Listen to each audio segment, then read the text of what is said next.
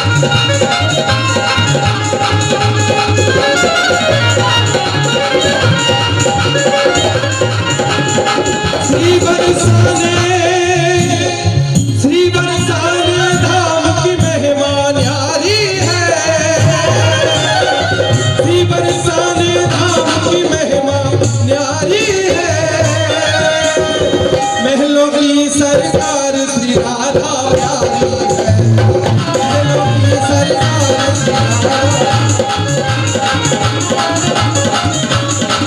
बोले बरसाने वारी की, महलों की सरकार श्री राधा प्यारी है, महलों की ढोल की दे देता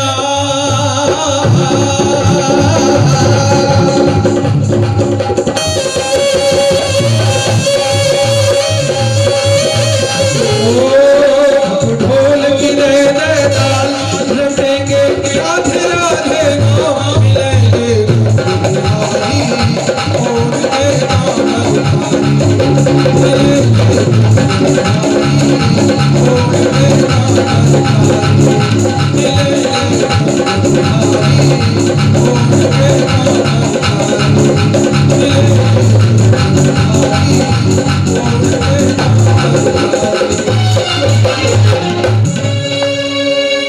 बोलिए बांके बिहारी लाल की, रमण बिहारी लाल की जय जय। दान करने वाला है धर्म अर्थ काम और मोक्ष, चतुर्विध पुरुषार्थ सिद्धि, भागवत से भक्ति से। जब नारद जी ने ऐसा कहा कि इसका कारण कलयुग है, और कलयुग में एक सद्गुण यह है कि यह जो है मानसिक पापों को तो नहीं मानता, लेकिन मानसिक पुण्यों को प्राप्त कर लेता है, उसका फल प्रदान करता है। जब इस प्रकार भक्ति माता को नारद जी ने समझाया, तब नारद जी को भक्ति माता ने कहा, साधूनां दर्शनम लोके सर्वसिद्धिकरम परम। साधुओं का दर्शन मात्र ही सर्व सिद्धि प्रदान करने वाला है। साधु के अगर दर्शन हो जाए महाराज, सर्व सिद्धि प्राप्त हो जाए। जब इस प्रकार बात की, और तुलसी, गायत्री मंत्र, पुरुष सूक्त इत्यादि 17 से अधिक चीजों को भागवत के समकक्ष माना गया। उनकी पूजन, उनकी अर्चना इत्यादि करनी चाहिए महाराज। और नारद जी की स्तुति करते हुए भक्ति माता क्या बहुत सुंदर पंक्ति गाती हैं। जयति जगति माया यस्य कायादवस्ते वचन रचन में कम केवलम चाकलैया ध्रुवपदमपि यातो यत्कृपादो ध्रुवोऽयं सकलकुशलपात्रं ब्रह्मपुत्रं नतास्मि। सकलकुशलपात्रं ब्रह्मपुत्रं नतास्मि। सकल कुशल पात्रम, सब में कुशल, ब्रह्मपुत्र नारद जी को मैं नमस्कार करती हूँ। कहा नारद जी ने क्या क्या काम किए महाराज। तो भक्ति माता स्तुति करते हुए कहती हैं कि आपकी कृपा, अनुग्रह और मार्गदर्शन से कयाधु कुमार प्रहलाद ने माया पर विजय प्राप्त कर ली महाराज। प्रहलाद जब अपनी माता के गर्भ में थे, तब नारद जी ने उपदेश दिया था महाराज, और उसी से उसने इस माया रूपी आवरण को निकाल कर, उसे बाहर आकर भगवान श्री हरि का परम अनुग्रह प्राप्त किया था महाराज। और क्या किया महाराज, ध्रुव को आपने मार्गदर्शन किया। ध्रुव को आपने जब मार्गदर्शन दिया, तब जाकर उसने ध्रुव पद प्राप्त किया। आकाश मंडल में सर्वदा विराजमान रहते हैं भगवान ध्रुव, भगवान के पार्षद बने महाराज। तो ये किसकी कृपा है महाराज, आपकी ही तो कृपा है। साधुनाम दर्शनम लोके सर्वथा अघहरम परम, सब दुखों को दूर करने वाला साधु का दर्शन होता है, सभी कार्य की शुद्धि करने वाला साधु का दर्शन होता है महाराज। इस प्रकार से भक्ति ने स्तुति की, तब नारद जी प्रसन्न होकर कहते हैं, और उसे निर्भीकता प्रदान करते हुए कहते हैं, श्री कृष्ण चरणाम्भोजम स्मर दुखम गमिष्यति।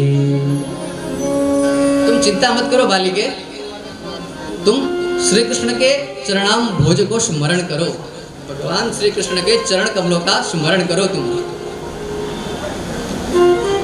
सत्य, त्रेता और द्वापर युग, इन तीनों युग में ज्ञान और वैराग्य मुक्ति के साधन थे महाराज।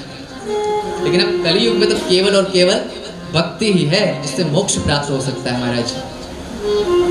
कलौ तो केवला भक्तिर ब्रह्म सायुज्य कारिणी। कलयुग में केवल और केवल भक्ति ही है जो ब्रह्म सायुज्य प्राप्त करा सकती है, मोक्ष प्रदान करती है महाराज। और नारद जी प्रसन्न होकर कहते हैं कि गेहे गेहे जने जने, मैं तुम्हारा प्रचार प्रसार और तुम्हारी स्थापना हर एक घर घर में करूंगा, हर एक व्यक्ति व्यक्ति के घर जाकर मैं करूंगा। गेहे गेहे जने जने। और कहा तदा ना हम हरेर दासो लोके त्वम न प्रवर्ते। अहम तदा हरेर दासो न, मैं तब अगर मैं हरि का दास नहीं, यदि लोके त्वम न प्रवर्ते, यदि तुम्हें मैंने लोगों में प्रवर्तित न कर दिया, तुम्हारा प्रचार न कर दिया, तुम्हें लोगों के हृदय में विराजमान न कर दिया, इतना भी कह दिया महाराज कि हरि का दास नहीं। भगवान नारद जी सदैव स्मरण करते रहते हैं किसको? नारायण को। नारायण नारायण नारायण नारायण करते रहते हैं महाराज। अब नारद जी ने इतना आत्मविश्वास और प्रतिबद्धता के साथ कह दी तो बात कह दी। क्यों? क्योंकि सज्जन व्यक्ति जब कहता है ना महाराज, तब वो शिलालेख होता है। क्या होता है? शिलालेख होता है। बहुत ही सुंदर भाव वर्णन है महाराज।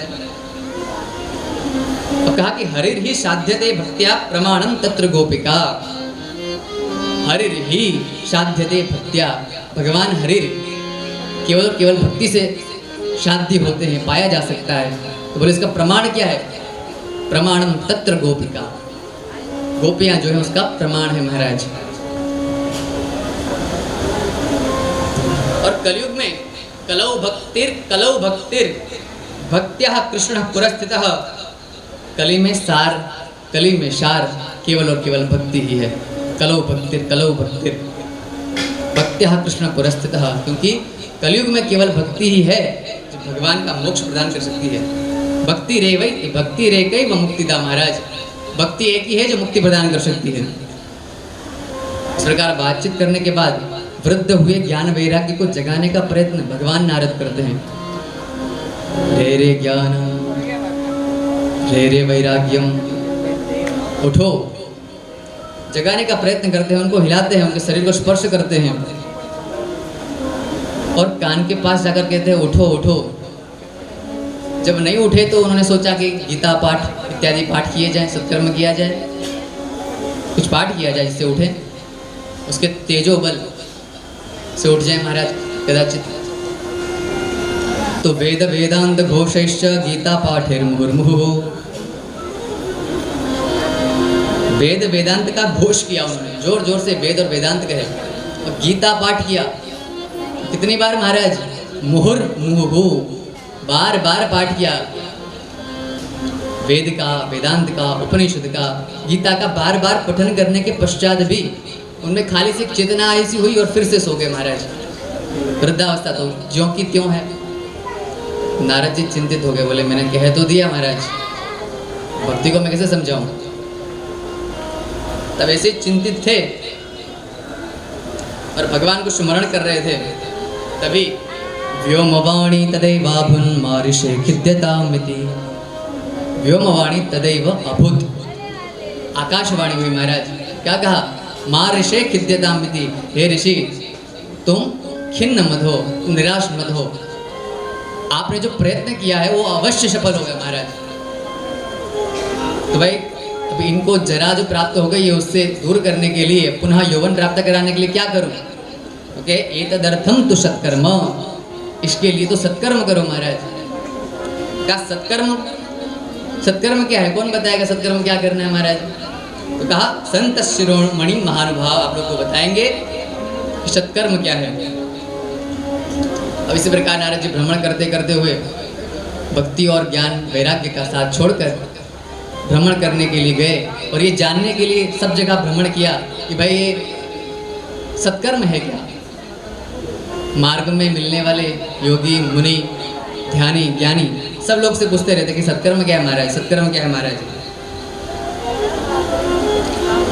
अब देखिए, अगर कोई डॉक्टर हो, बड़ा सा स्पेशलिस्ट हो किसी चीज़ का, अगर वो डॉक्टर ही लोगों से जाके पूछे भाई कि तुम मुझे मेडिसिन बताओ, दवाई बताओ, तो इसका इलाज क्या है, अब थोड़े बहुत जानने वाले डॉक्टर तो डर जाएंगे, भाई महाराज इतना बड़ा डॉक्टर है और मुझसे आके पूछ रहा है।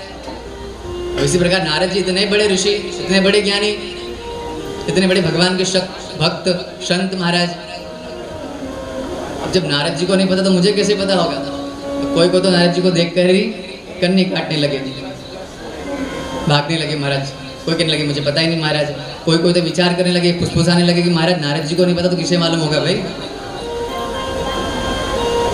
अरे भाई, जब गीता वेद उपनिषद के पाठ से भी नहीं उठे तो फिर कैसे उठ सकते हैं। अब इस प्रकार बातचीत करते हुए, लोगों से मिलते हुए, भ्रमण करते हुए मैं बद्रिका वन में आया महाराज। और बद्रिका वन में आते ही आप चारों का दर्शन हुआ महाराज। और ये जो चारों हैं कुमार, उनकी बड़ी विशेषता है महाराज। बोले क्या विशेषता है? उनके भृगुटी के हिलने मात्र से जय और विजय भगवान श्री हरि के पार्षद तुरंत 3 जन्मों के लिए पृथ्वी पर आकर गिर पड़े।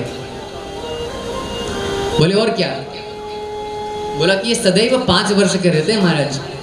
हैं तो सबके बड़े बूढ़े पूर्वज हैं, लेकिन 5 वर्ष के ही रहते हैं। जरा आयुष्मान न बाधते, जरा अर्थात वृद्धावस्था इनको बंधन नहीं देती महाराज। वृद्धावस्था आती नहीं, सदैव कुमार रहते हैं, इसलिए इनका नाम कुमार है। अब प्रश्न वापस कर रहे हैं सनकादि से कि भाई वेद वेदांत घोषश्च गीता पाठ है हिर प्रबोधितम। मैंने बार बार गीता इत्यादि का पाठ कर, उपनिषद इत्यादि का पाठ करके प्रयत्न किया उनको जगाने का, तो फिर भी वो नहीं आ रहे, फिर भी वो जवानी नहीं प्राप्त कर रहे महाराज। तो क्या करूं? और वेद गीता तो मैंने सुनाई, और श्रीमद् भागवत है वो भी इसी का सार है। वेदोपनिषदां सारा जाता भागवती कथा। वेद और उपनिषद का सार ही तो भागवत है महाराज, सार स्वरूप ही तो है। तो फिर वेद से नहीं हुआ तो इसके कैसे हो जाएगा महाराज? वेद इत्यादि उपनिषद इत्यादि से नहीं हुआ तो इससे कैसे होगा? तो कहने लगे देखो, जैसे वृक्ष होता है, वृक्ष से, वृक्ष में जड़ से लेकर शाखा पर्यंत रस रहता है महाराज। क्या रहता है? रस। रस होता है कि नहीं वृक्ष में? लेकिन वो शाखा में या जड़ में या टहनियों में नहीं पाया जाएगा रस। उसके लिए उस वृक्ष में फल लगेंगे और उस फल में आपको रस प्राप्त होगा महाराज। तो वेद और उपनिषद क्या है महाराज? वृक्ष है, कोई जड़ है, कोई टहनी है, कोई शाखा है, कोई पल्लव है, लेकिन फल क्या है महाराज? बोले फल तो ये भागवत है महाराज। दूसरा उदाहरण दिया कि देखो, जैसे दूध में सब कुछ विद्यमान होता है, दही, घी, है ना, छाछ, लेकिन अगर आपको घी का स्वाद लेना हो तब आप दूध में नहीं ले सकते महाराज। आपको घी का स्वाद लेने के लिए दूध के साथ कुछ क्रियाएं करनी पड़ेंगी, कुछ परिवर्तन होंगे, तब आप जाकर घी का स्वाद ले पाएंगे। अब दूध में घी तो होता है लेकिन स्वाद अलग होता है महाराज। तो ऐसे ही वेद और उपनिषद जो हैं वो वृक्ष हैं, जड़ है, पल्लव है, शाखा है, किंतु फल जो है वो भागवत है महाराज।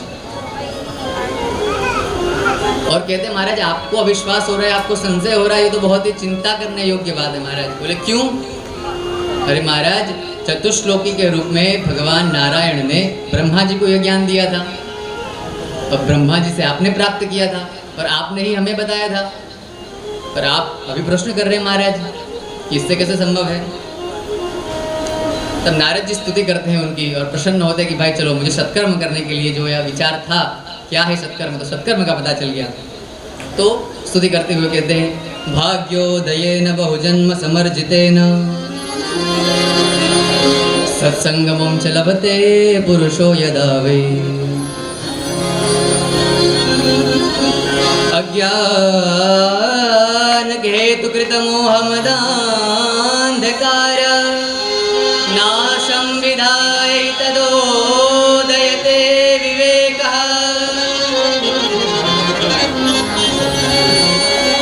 भाग्योदय न बहु जन्म समर्ज देना, अनेक जन्मों के पुण्य भाग्य उदय होते हैं, तब जाके सत्संग प्राप्त होता है, तब जाके आप जैसे संत शिरोमणि ध्यानी ज्ञानी बुद्धिजन लोगों का संसर्ग प्राप्त होता है महाराज, और अज्ञान का अंधकार नष्ट हो जाता है और विवेक रूपी सूर्य का उदय होता है महाराज। गोस्वामी जी इसी बात को कहते हैं, बिनु सत्संग विवेक न होए, बिनु सत्संग, साथ में गाइए आप लोग भी,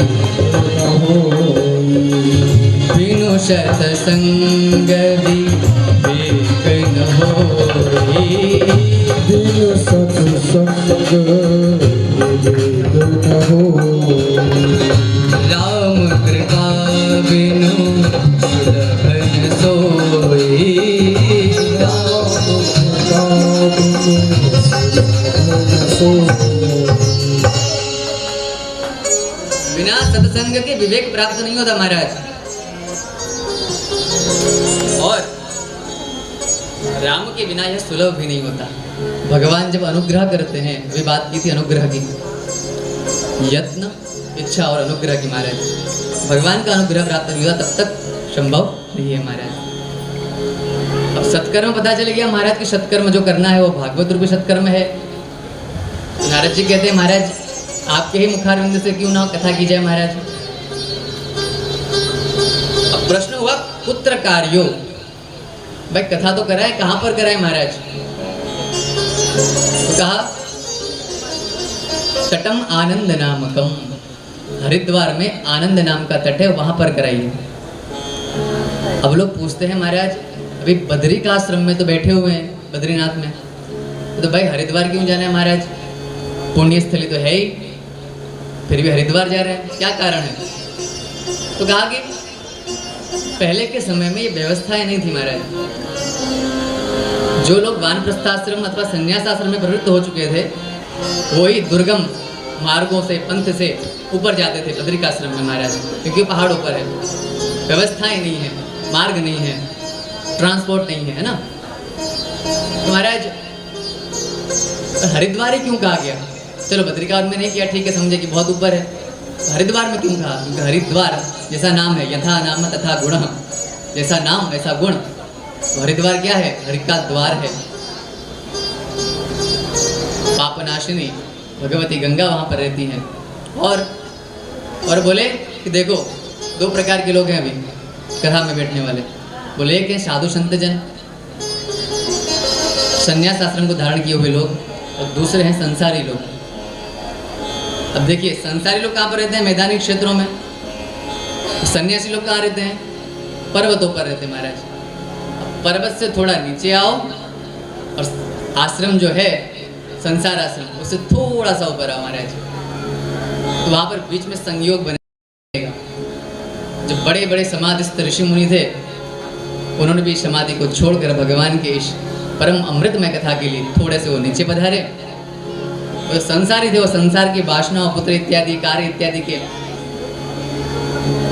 फंदे में फंसे हुए थे, उस फंदे को छोड़कर थोड़ा सा ऊपर आए महाराज। तो हरिद्वार में परम पावनमय रसमयी भागवत कथा का आयोजन किया गया। वक्ता हैं 4 कुमार और श्रोता हैं सब कोई। श्रोता कौन कौन आए महाराज, तो बोले श्रोता तो आए ठीक है, लेकिन क्या हो गया पता है, कोलाहल हो गया।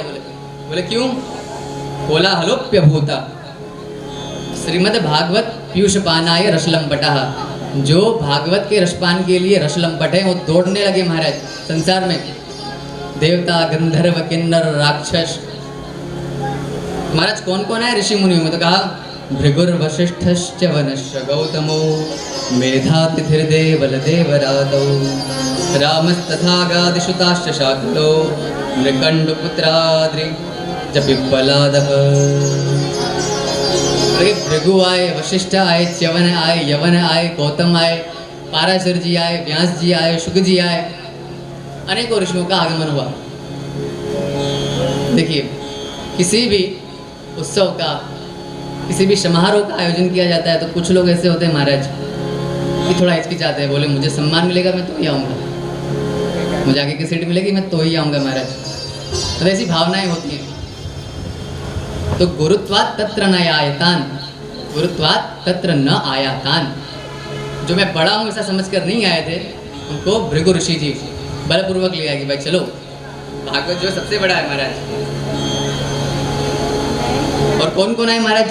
वेद आए, वेदांत आए, मंत्र, तंत्र, क्षत्र, पुराण, 6 शास्त्र, गंगा आदि नदियाँ, सब लोग पधारे महाराज।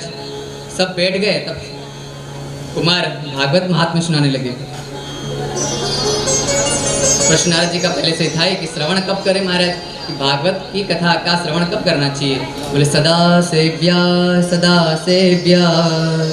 श्रीमद्भागवती कथा, यस्याः श्रवणमात्रेण हरिश्चित्तं समाश्रये। सदा सेव्या, इसका सेवन सदा कभी भी कर सकते हैं, हमेशा करो महाराज। बोले क्यों करें? यस्याः श्रवण मात्रेण, जिसके श्रवण करने मात्र से हरिश्चित्तं समाश्रयेत, जो चित्त है वो हरि के चरण कमलों में विराजमान हो जाता है महाराज। श्लोक संख्या बताई महाराज। गण ग्रंथोष्टादश सहस्रो 12 स्कंद संमितः। महाराज भागवत महापुराण में 18,000 श्लोक हैं और 12 स्कंद हैं। अच्छा, ये भागवत करता क्या है महाराज? भागवत शास्त्र जो है, एकम भागवतम शास्त्रम मुक्तिदानेन गर्जति, यह मुक्तिदान की गर्जना करता है। इस प्रकार सिंह जो है, वन का राजा होता है, गर्जना करता है और उसके गर्जना से सब लोग डर जाते हैं महाराज। इस प्रकार भागवत गर्जना कर रहा है, इस चीज की, मुक्तिदान की। मुक्तिदानेन गर्जति। अच्छा, फल कैसा मिलता है महाराज इसका करने से? कहा कि 1000 अश्वमेध यज्ञ करने से जो फल प्राप्त होता है, उसका 16वां भाग भी श्रीमद् भागवत के तुल्य नहीं है, इसका 16वां अंश भी नहीं है महाराज। सैकड़ों वाजपेयी यज्ञ करोगे, हजारों अश्वमेध यज्ञ करोगे, तो भी भागवत कथा का 16वां भाग नहीं बन पाएगा। अच्छा, कहा जो लोग कथा सुनने नहीं आ रहे हो कैसे हैं महाराज? बड़ी बड़ी आशीर्वाद रूप पंक्तियां कही महाराज। क्या कहा? आजन्म मात्रमपि येन सठेन किंचित चित्तं विधाय सुख शास्त्र कथानुपीता, चांडालवच्चवत् खरवत् वदतेन नीतं, मिथ्या स्वजन्म जननी जनिदुःखभागा। जिसने आजन्म संपूर्ण जीवन में छठे न, उस मूर्ख ने, जिसने आजन्म मैंने पूरे संपूर्ण जीवन में कभी भागवत कथा नहीं सुनी, उसने क्या किया? बोलो कि उसने अपनी माता को कष्ट पहुंचाया।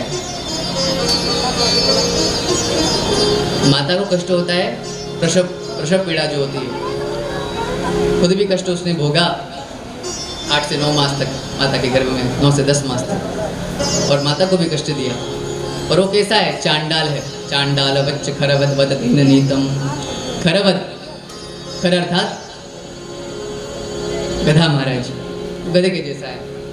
बहुत आशीर्वाद दिया है आपने। सनकादिक ऋषि कुमारों ने, जो कथा नहीं सुनता है, जिसने कथा नहीं सुनी वो ऐसा है, चांडाल के जैसा है, गधे के जैसा है। उसने माता को कष्ट ही पहुंचाया और कुछ नहीं किया इस धरती पर आकर महाराज। इसलिए चित्तम विधाय, चित्त लगाकर सुख शास्त्र कथा को आप पान करिए। अच्छा, कब श्रवण करें महाराज? श्रवण कब करना चाहिए? तो कहा दिनानां नियमो नास्ति सर्वदा श्रवणं मतम्। महाराज, दिन का तो कुछ नियम नहीं है, कभी भी श्रवण कर सकते हैं आप। सर्वदा श्रवणं मतम्। बोले कैसे करें महाराज? बोले श्रद्धातः, श्रद्धा से करिए महाराज। और जिस प्रकार भगवान का महात्म्य वर्णन कर रहे थे, उसी समय अचानक भक्ति माता का आगमन हुआ। भक्ति सुतौ तौ तरुणौ गृहीत्वा प्रेमैक रूपा सरसा विराजित। श्री कृष्ण गोविंद हरे मुरारे नाथेति नामानि वदन्ति।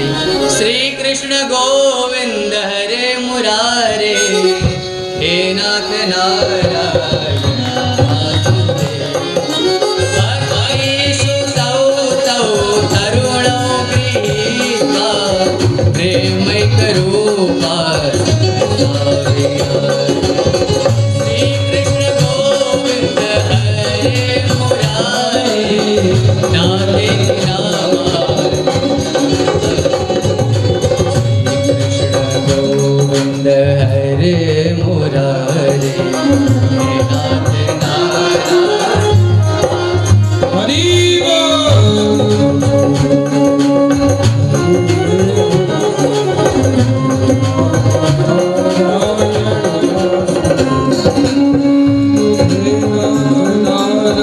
करे वासुदेवा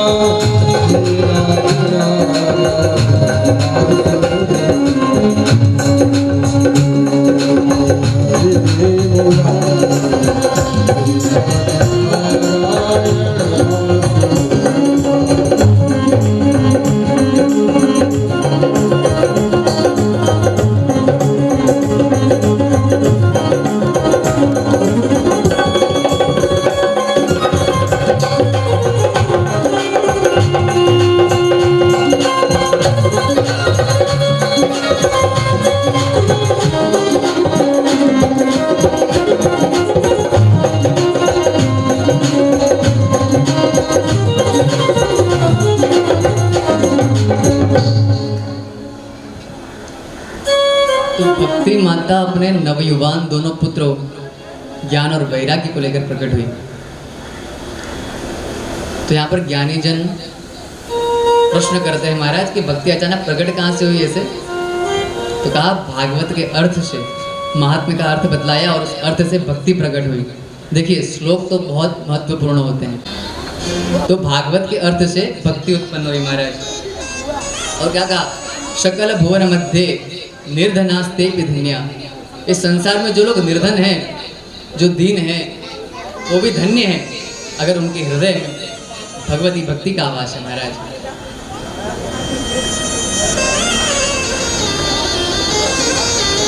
अच्छा, प्रश्न दूसरा हुआ कि के विशुद्धयन्ति महाराज, कौन कौन शुद्धता प्राप्त करते हैं? वदन्तु मह्यम, मुझे बताइए। कहा ये मानवः पापकृतस्तु सर्वदा सदा दुराचाररता विमार्गगाः क्रोधाग्निदग्धा कुटिलाशकामिनः सप्ताह यज्ञेन कलौ पुनन्ति ते। जो लोग तरह तरह के पाप कर्म में लिप्त हैं महाराज, जो सदा दुराचार करते रहते हैं, जो लोग उल्टे मार्ग में चलते हैं महाराज, जो क्रोध रूपी अग्नि से जले हुए हैं, जो कुटिल हैं, जो कामपरायण हैं, वो सप्ताह यज्ञ न कलौ पुनन्ति ते। वे लोग सप्ताह यज्ञ से कलौ पुनन्ति ते, कलयुग में शुद्ध हो जाते हैं, पुनीत हो जाते हैं। पुनन्ति ते, सप्ताह यज्ञ न कलौ पुनन्ति। 5 महापाप का वर्णन किया महाराज। 5 महापाप कौन कौन से हैं महाराज? पहले कहा ब्रह्म हत्या, किसी ब्राह्मण की हत्या करना। दूसरा कहा सूरापान अर्थात मदिरापान। तीसरा कहा गुरुस्त्री गमन। चौथा कहा सुवर्ण की चोरी महाराज। और 5वां कहा विश्वासघात। तो विश्वासघात, गुरुतल्प गमन, सुवर्ण की चोरी, ब्रह्म हत्या इत्यादि 5 पाप कहे। और इन 5 पापों से मुक्त होने के लिए एक ही साधन, वो साधन क्या है? भागवत। सप्ताह यज्ञेन कलौ पुनन्ति ते। सप्ताह यज्ञ से वे सब के सब लोग पुनन्ति ते, पुनीत हो जाते हैं, शुद्ध हो जाते हैं, विशुद्ध हो जाते हैं महाराज। अब शौनक आदि ऋषियों को सुख जी सुना रहे हैं, परीक्षित को सुखदेव जी सुना रहे हैं, और यहाँ पर नारद जी को कुमार आदि सुना रहे हैं। कुमार जी कहते हैं नारद जी को कि अब मैं आपको कहता हूँ इतिहासम पुरातनम, मैं पुराना इतिहास कहता हूँ महाराज, सुनो आप। तुंगभद्रा तटे पूर्वम, तुंगभद्रा नदी के किनारे कौन थे महाराज? बोले आत्मदेव। कैसे थे महाराज? सर्व वेद विशारदः, सभी वेदों के जानने वाले थे, मर्मज्ञ थे, ज्ञानी थे, ध्यानी थे। और कैसे थे महाराज? द्वितीय इव भास्कर, जैसे एक भास्कर भगवान सूर्य आकाश मंडल में विराजमान है, ऐसे ही दूसरे भास्कर थे। कहने का तात्पर्य इतना दिव्य शक्तियाँ, दिव्य ज्ञान उनके पास था। द्वितीय इव भास्कर। बोले उनकी पत्नी थी महाराज। बोले पत्नी कैसी थी? स्ववाक्य स्थापिका, अपने ही बात को रखने वाली, स्ववाक्य स्थापिका। और दूसरी कृपणा। तीसरा कलह प्रिया, कलह प्रिया, उसको कलह पसंद था, झगड़े करते कराते रहना उनका काम था और उसी में आनंद था महाराज। लोक वार्ता रता क्रूरा, ये जो लौकिक बात है, घर पे क्या हुआ, इन सब की बातें चलती रहती थी महाराज। महाराज एक वस्तु थी कि उनको संतान नहीं था, धुंधुली और आत्मदेव दोनों इस बात से व्यग्र चित्त रहा करते थे महाराज। एकदा सद्विजो दुःखात् गृहं त्यक्त्वा वनं गतः। एक बार वो ब्राह्मण जो है घर से निकल गया दुखी होकर कि भाई मुझे प्रजा तो है ही नहीं, प्रजा रूपी पुत्र तो है ही नहीं महाराज। वहाँ पर वह आराम करने के लिए वृक्ष के नीचे बैठे हुए थे, तब एक सन्यासी का दर्शन हुआ महाराज। सन्यासी जी आए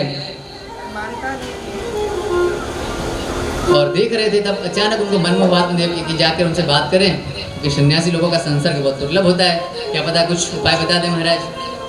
तो कहा तो ऐसा ऐसा है महाराज, मैं बहुत दुखी हूँ। तो भाई आप क्यों दुखी हो?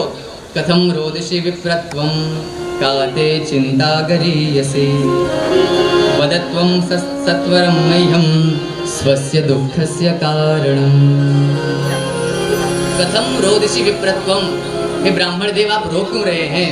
काते चिंता गरीयसे, आपको क्या चिंता है? और कहा वदत्वं सत्वरं मह्यं, मुझे तुरंत ही कहो स्वस्य दुःखस्य कारणम्। महाराज मैं दुखी इसलिए हूँ, मैं चिंतित इसलिए हूँ कि मेरे बाद मेरी इस पीढ़ी को तर्पण देने वाला कोई नहीं रहेगा महाराज। मुझे पुत्री कुछ नहीं है महाराज। संतान प्राप्ति न होना ही मेरे दुख का कारण है महाराज। मैं घर पर जो तुलसी इत्यादि वृक्ष अथवा पौधे लगाता हूँ महाराज, वो भी सूख जाते हैं। मैं फल लाता हूँ तुरंत ही सड़ जाते हैं महाराज। पालित धेनु जो भी है वो भी बछड़ा नहीं दे पाती, उसको भी संतान नहीं हो पाती महाराज। बड़ा परेशान हूँ महाराज। जो सन्यासी थे उनको ऐसा लगा कि भाई भगवान के लिए रो रहा होगा कि भगवान मिल नहीं रहे। जब पता चला कि भाई ये तो संतान के लिए रो रहा है, तब सन्यासी महात्मा ने कहा मुंचा ज्ञानम प्रजारूपम बलिष्ठा कर्मणो गते विवेकम तो समासाद्य त्यज संसार वासना। इस बेटा बेटी का चक्कर छोड़ दो महाराज, ये अच्छा नहीं है। बलिष्ठा कर्मणो गति, कर्म की गति बहुत बलशाली होती है। और विवेक का उपयोग करो, कुछ बुद्धि का उपयोग करो महाराज। और इस दिमाग से बेटा बेटी की वासना रूपी जो आपकी इच्छा है उसे निकाल दो। देखो सगर के 60,000 पुत्र थे। कितने थे? 60,000 पुत्र थे महाराज, कोई नहीं बचा। कपिल मुनि का अनादर किया, उनके श्राप से सब भस्मीभूत हो गए। और कितनी पीढ़ियों के बाद जब भगीरथ जी द्वारा गंगा जी लाई गई, तब उन्हें मोक्ष प्राप्त हुआ महाराज। धर्मात्मा अंग का उदाहरण देख लो आप। धर्मात्मा अंग को पुत्र नहीं था, बहुत प्रयत्न किया, ऋषि मुनियों से निवेदन किया, तब पुत्र प्राप्त हुआ। वेद कैसा निकला? नास्तिक। तो पुत्र रूपी जो इच्छा है, जो तृष्णा है, वो वासना है, आप निकाल दो। दुख का कारण होती है महाराज तृष्णा, इच्छा। ब्राह्मण जी कहते हैं प्रवचन मत दो महाराज, प्रवचन तो मुझे भी आता है। कुछ उपाय जानते हो तो आप बतलाइए महाराज। तो कहते हैं कि गृहस्थः सरसो लोके पुत्र पौत्र समन्वितः। महाराज आपको क्या पता कि गृहस्थ में कितना सुख है, गृहस्थ कितना सुखदायक है। बोले पुत्र और पौत्र प्राप्त होते हैं। छोटे छोटे बच्चे हैं, किलकारी करते हैं, रोते हैं, उनकी सेवा करते हैं। उनके मुखारविंद को देखकर हम आकर्षित होते हैं। सुबह से लेकर शाम तक उनके साथ खेलते खेलते समय बीत जाता है महाराज।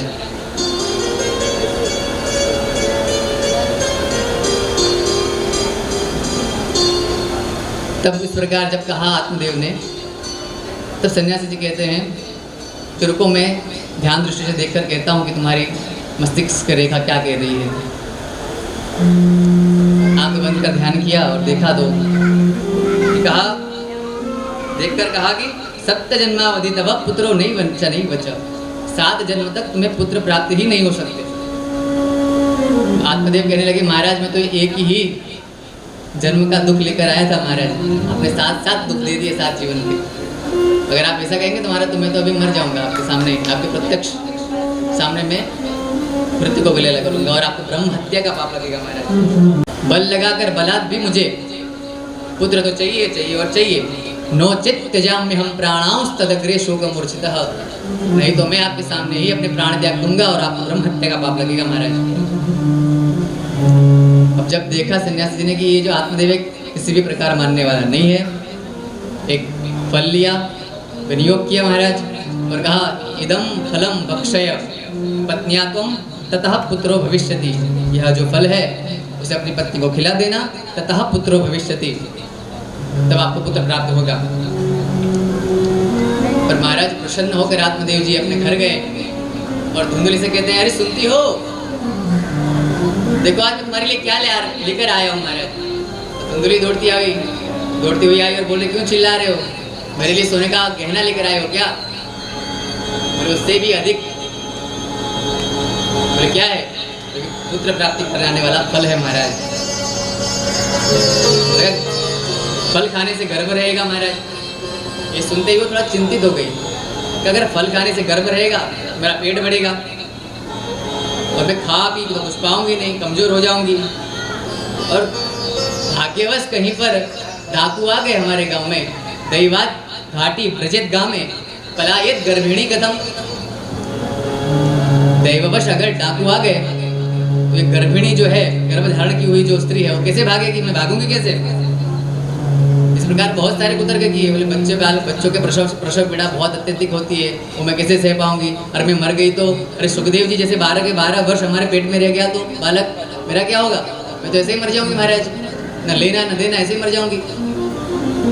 एवं कुतर्क योगे न, इस प्रकार कुतर्क नहीं था महाराज, कुतर्क था केवल। तत्फलम नहीं भक्षितम, वो फल खाया नहीं महाराज। अपनी बहन से संवाद किया, बहन से बात करके अंत में निर्णय ये लिया कि बहन तुम्हें तो बहुत सारे पुत्र हैं और तुम्हारे घर में धन की कमी है, तो मैं तुम्हें धन दे दूंगी और तुम मुझे पुत्र दे देना। बहन भी खुश हुई, बोले कि अब पुत्र तो बहुत सारे हैं, धन की कमी है, धन मिल जाएगा, ठीक है। महाराज कुछ समय बीतने पर सर्वांग सुंदरम दिव्यम निर्मलम कनकप्रभम, गाय से एक बछड़ा हुआ और उसके कान गाय के जैसे थे और मनुष्य के रूप था उसका, इसलिए नाम था गोकर्ण, जिसके कर्ण गौ के जैसे थे। और कुछ समय बीता तो धुंधुली की बहन को भी पुत्र प्राप्त हुआ, उसका नाम रखा धुंधुली ने धुंधुकारी। जैसे जैसे वे लोग बड़े हुए तो क्या हुआ कि गोकर्ण पंडितो ज्ञानी धुंधुकारी महाखलः, गोकर्ण तो बहुत बड़े पंडित हुए महाराज, लेकिन धुंधुकारी कैसा हुआ? महाखल। अच्छा, खल शब्द का अर्थ क्या होता है महाराज? ख अर्थात खाए पिए, ल अर्थात लड़े। जो खाए पिए और लड़े वो कौन है? खल महाराज। अच्छा, पंडित कौन है? गोकर्ण पंडित हो गया नहीं। पंडित वो है जिसके पास सत असत विवेचनी बुद्धि, वो सत असत विवेचनी बुद्धि यस्या, जिसके पास ऐसी बुद्धि है जो सत और असत में भेद करना जान सकता हो, तो सत और असत का भेद जानने वाले गोकर्ण हुए और महाखल हुआ धुंधुकारी। और धुंधुकारी महाराज चोरी चकारी करने लगा, दुराचारी बन गया, व्यभिचार करने लगा, घड़िकाओं वेश्याओं के साथ संगम करने लगा। अब इस बाजार में जाते हुए उसने सब धन लुटा दिया महाराज, घड़िकाओं पर, ग्राम वधुओं पर महाराज। घर के बर्तन तक भी बाजार में बेच दिए महाराज। जब घर का संपूर्ण धन नष्ट हो गया तब घर के बर्तन इत्यादि भी बेचकर उसका विक्रय कर कर धन प्राप्त कर वह व्यभिचार करने लगा महाराज। तब पंडित जी जो थे बहुत दुखी हुए और गोकर्ण से कहते हैं प्राणांश त्यजामि दुखेन हा कष्ट मम संस्थितम, इस दुख से मैं अब प्राण त्याग दूंगा, अब मैं दुख सहा नहीं जाता पुत्र, मैं अब इस प्राण को त्याग दूंगा। गोकर्ण जी ने समझाया कि प्रभु असारह खलु संसारः, संसार किसे कहते हैं? जो धीमे धीमे व्यतीत हो रहा है और जिसका कोई सार नहीं है, असार। सुख तो किसी को भी नहीं है महाराज।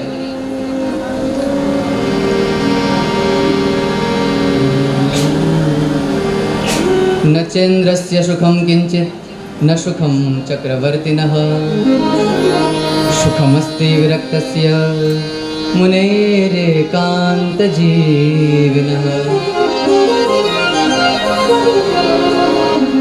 जब प्रश्न किया कि सुख किसे होगा, तो उससे पहले ये बताया कि सुख किसे नहीं है महाराज। ये जानना अत्यधिक महत्वपूर्ण है। सुख किसे है, इससे भी अधिक सुख किसे भी नहीं है, ये जानना महत्वपूर्ण है। न चेन्द्रस्य सुखम किंचित, न इंद्र को ही कुछ सुख है, न सुखम चक्रवर्तिनः, न चक्रवर्ती सम्राट को ही सुख है। इंद्र है तो महाराज उसको सदा डर रहता है कि कब कौन सा राक्षस उत्पन्न हो जाए और कब धावा बोल दे। उसको सदैव भय रहता है कि कौन कितनी तपस्या कर लेगा और इंद्रासन को हड़प लेगा महाराज। इंद्र को तो भय ही भय है। इस बात पर आप क्यों देख रहे हो कि इंद्रासन पर बैठा हुआ है? गंधर्व है, किन्नर है, अप्सराएं हैं उसके पास। ये भौतिकता मत देखिए महाराज, मानसिकता देखिए, कितना भयभीत है इंद्र भी। और न सुखम चक्रवर्ती न, आप किसी देश के राजा हैं तो भी आपको चिंता ही है, व्यवस्था की चिंता है, नियमों की चिंता है, नियमों का पालन हो रहा है या नहीं है। जो प्रजा है, प्रजाजन है, वो अपना कार्य अच्छे से कर रहे हैं या नहीं कर रहे हैं, कर चोरी तो नहीं कर रहे, कितनी सारी चिंता है महाराज।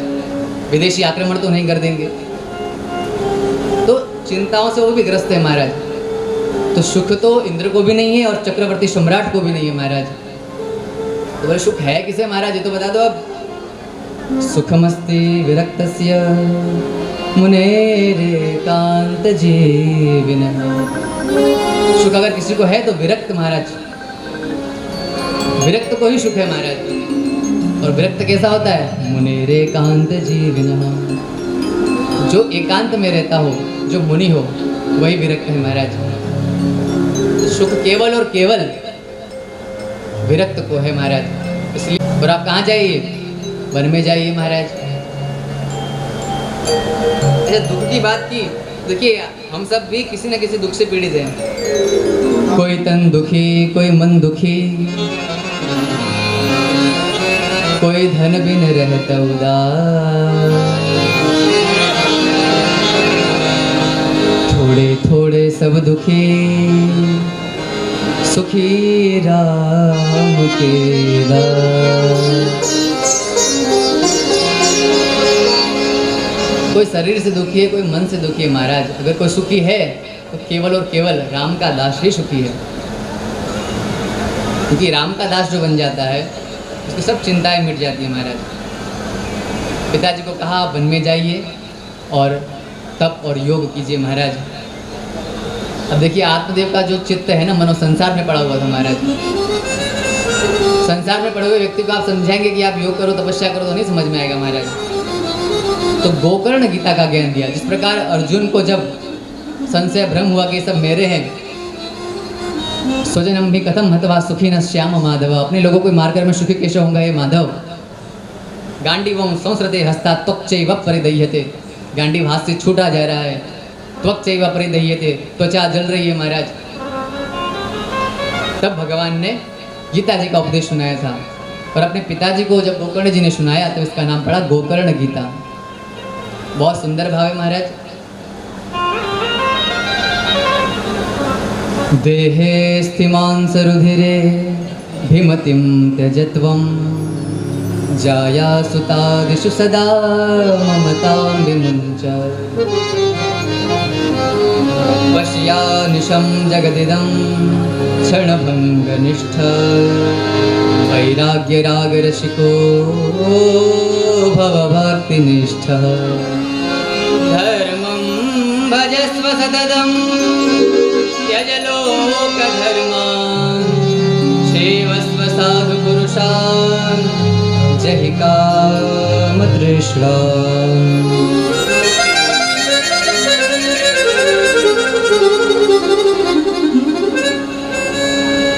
जैसे आप लोगों को मैंने बताया कि यह घर जो है शरीर रूपी घर, वह ऑन रेंट है महाराज, भाड़े पर है, किराए पर है महाराज। पृथ्वी, अग्नि, वायु, सूर्य पंचतत्व से बना हुआ है महाराज। तो शरीर कैसा है महाराज? कहा कि अस्थि रूपी एक आधार है महाराज, और उसमें अस्थि रूपी आधार में क्या क्या भरे पड़े हैं? शरीर क्या क्या है? शरीर में क्या क्या है? अस्थि है, मांस है, रक्त है। देहेस्ति मांस रुधिरे। तो ये अस्थि, मांस और मज्जा से बने हुए इस शरीर में अभिमतिम त्यजत्वम, अपनी मति जो आपने लगा दी है वो छोड़ दीजिए और क्या करिए? जाया सुता दुष्टा ममताम विमुंच। जाया अर्थात पत्नी, श्रुत अर्थात पुत्र, पत्नी और पुत्र में रहे हुए आसक्ति को, ममता को विमुंच, छोड़ दीजिए महाराज। पहली पंक्ति में आपसे क्या कहा महाराज? ध्यान से सुनिए। देहे अस्ति मांस रुधिरे अभिमतिम त्यजत्वम। देह में जो आपकी मति है उसे छोड़ दीजिए। देह में मति अर्थात अहमता। ये जो शरीर है अस्थि मांस रुधिर का बना हुआ, यह मैं हूँ, यह क्या है? अहमता है। और इस शरीर के जो संबंधी है पुत्र और पत्नी इत्यादि, जिनसे ममता रूपी पास से बध गए हैं, वह ममता। अहमता स्वयं के शरीर से और शरीर के संबंधियों से ममता।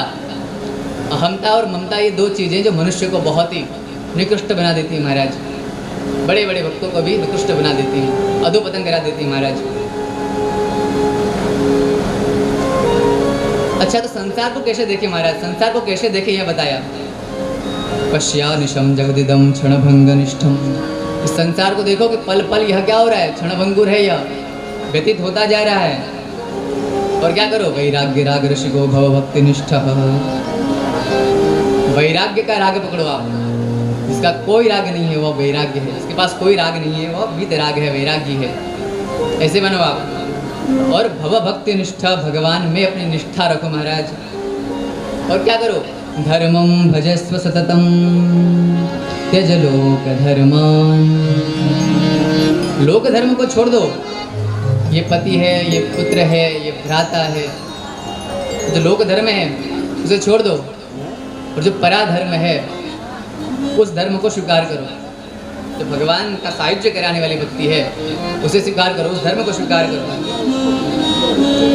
सेवस्व साधु पुरुषान जही काम तृष्णाम। काम और तृष्णा को छोड़कर साधु की सेवा करो, उनकी सेवा करो, उनके साथ संसर्ग करो। और सबसे बड़ा दोष महाराज आप में और मुझ में और सभी लोगों में विराजमान सबसे बड़ा दोष, बोले क्या दोष है? अन्यस्य दोष गुण चिंतन मासु मुक्त्वा। ये जीव जो है ना, दूसरों के गुण और दुर्गुण में ही देखने में रह जाता है महाराज। इसमें ये गुण है, ये दुर्गुण है। देखिए, गुण जो है ना, गुण और दोष को न देखना ही है। और दोष ये है कि आप गुण और दोष को देख रहे हैं। और क्या कहा? सेवा कथरसम हो नितराम पिबत्वम। सेवा कथा रसम हो नितराम पिबत्वम। आप नितराम यानी कि सदैव इस कथा का पान कीजिए महाराज। आत्मदेव ने घर छोड़ दिया महाराज, वन में जाकर दसम स्कंद का पाठ किया और भगवान श्री कृष्णचंद्र को प्राप्त कर लिया। जितने जल्दी आप दो रस्सी से आप मुक्त होंगे ना, अहमता और ममता रूपी, उतने ही जल्दी आप भगवान का सायुज्य प्राप्त करेंगे महाराज। देखिए, ये जो जीवन की यात्रा है ना, वो रेल यात्रा है। रेल यात्रा में क्या होता है? आपने एक टिकट कंफर्म कराया, टिकट कंफर्म कराने के बाद आप इस यात्रा के लिए तैयार हुए, रेल में चढ़े, आपके स्टेशन से आप चढ़े, वहाँ पर आप लोगों को कुछ लोग दिखे वहाँ पर पहले से बैठे हुए आपके बाजू में कुछ लोग बैठे हुए दिखे आप लोगों को। उनसे नमस्कार किया, राम राम किया महाराज। आप लोगों ने राम राम किया। गाड़ी जो है चलना प्रारंभ हुई महाराज। गाड़ी थोड़ी देर आगे चली तब उनसे एक प्रकार का जुड़ाव, खिंचाव हो गया महाराज। राम राम तक तो ठीक था महाराज, लेकिन उनसे प्रेम हो गया, बंधन बन गया। अब देखिए, जब आपकी सीमा आएगी, जब आपका गंतव्य स्थल आएगा, तब आपको छोड़ के जाना है। तो इस समय उनसे जो लगाव हो गया और लगाव छोड़कर आप अपने स्टेशन पर आप उतर जाएंगे गंतव्य स्थल पर, तो आप ठीक है। लेकिन उनके प्रेम रूपी पाश में बंध कर आप वहीं पर रह गए, तो कौन आएगा पता है आप लोगों को? एक काला कोट वाला व्यक्ति आता है महाराज, वो टीटी होता है। लेकिन इस शरीर रूपी यात्रा में वो काला कोट वाला कौन होता है? वो काला भेष वाला यमराज होता है महाराज। यमराज आते हैं और आपको जबरदस्ती लेके जाते हैं। यमराज आकर आपके प्राण को हर कर ले जाएं, उससे पूर्व ही आप अपनी तैयारी कर लीजिए प्रस्थान की महाराज, उसमें भलाई है। देखिए, आप कथा सुनने के लिए निकले, कोई बंधु कथा सुनने के लिए घर से तो निकले महाराज, रास्ते में बंधुजन मिले, उनसे राम राम किया, जय श्री राम, यहाँ तक ठीक था महाराज। दूसरी बात यह है कि आप राम राम न करते हुए कि मुझे कथा में जाना है आप निकल जाएं, ये भी अनुचित है महाराज। राम राम करिए।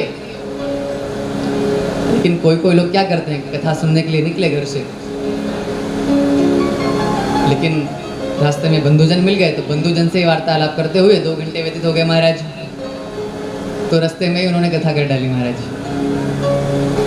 तो कहने का तात्पर्य क्या है महाराज, इस संसार में हम लोग आए हैं तो राम राम तो करना है, सगे संबंधी है, पड़ोसी हैं, कार्यस्थल पे लोग हैं, सब लोगों से मिलना है, राम राम करना है, प्रेम भाव रखना है महाराज, लेकिन आसक्ति नहीं रखनी है। क्योंकि आसक्ति रखेंगे महाराज तो फिर दुर्दशा हो जाएगी महाराज। यमराज जी आएंगे और जबरन, तो जबरदस्ती करें, उससे अच्छा है श्रोता आप स्वयं मार्ग दिखा दें महाराज। जीवन का लक्ष्य क्या है महाराज? लक्ष्य है परम तत्व की प्राप्ति। तो देखिए, जीवन चलाने के लिए जीविका का आश्रय लेना चाहिए। जीवन चलाने के लिए जीविका का आश्रय लेना ही पड़ता है महाराज। व्यापार करना पड़ता है, व्यवसाय करना पड़ता है, घर के काम करने पड़ते हैं, इत्यादि बहुत सारी बातें हैं। लेकिन सबसे महत्वपूर्ण बात, जीविका जीवन के लिए है महाराज, जीवन के लिए जीविका नहीं है। जीविका जीवन के लिए, जीवन को चलाने के लिए जीविका है, जीविका के लिए जीवन नहीं है। जीवन तो मोक्ष प्राप्ति के लिए, परम तत्व की प्राप्ति के लिए। इसलिए क्या करो, संगत करो, साधु पुरुषों की करो। देखो, कोई नेता के साथ घूमता होगा ना, तो उसको धीरे धीरे उसमें भी नेतागिरी आ जाएगी महाराज। पहलवान के साथ घूमता होगा तो भी थोड़े बहुत दाव पेच वो भी सीख जाएगा महाराज। तो कोई जुआरी के साथ रहता होगा तो उसको खेलना नहीं भी आता होगा तो जुआ खेलना सीख जाएगा महाराज। स्वभाव में स्वतः वृद्धि हो जाएगी। लेकिन अगर किसी भगवत रसिक का आपको संसर्ग हो गया तो भी भगवान का दीवाना बना देगा, भगवान का भक्त बना देगा महाराज। तो पिता बन जाए और धुंधुकारी माता को पकड़कर सारा माल, तिजोरी में जो धन था बचा कुचा वो भी ले लिया। पिताजी तो चले गए वन, गोकर्ण जी चले गए वन, तीर्थ यात्रा में। पिताजी वन में गए, गोकर्ण जी तीर्थ यात्रा में गए, धुंधुकारी अकेला हो गया। माताजी थी, माताजी को डांटने लगा, डटकारने लगा, धमकी देने लगा। और माता भी जो है पुत्र के उपद्रव से दुखी हो गई महाराज। रात्रि का समय था, पुत्र के उपद्रव से दुखी होकर कुएं में कूदकर अपनी जान दे दी महाराज। गोकर्ण जी को तो पता ही नहीं, गोकर्ण तीर्थ यात्रायाम, गोकर्ण जी तो तीर्थ यात्रा में थे महाराज।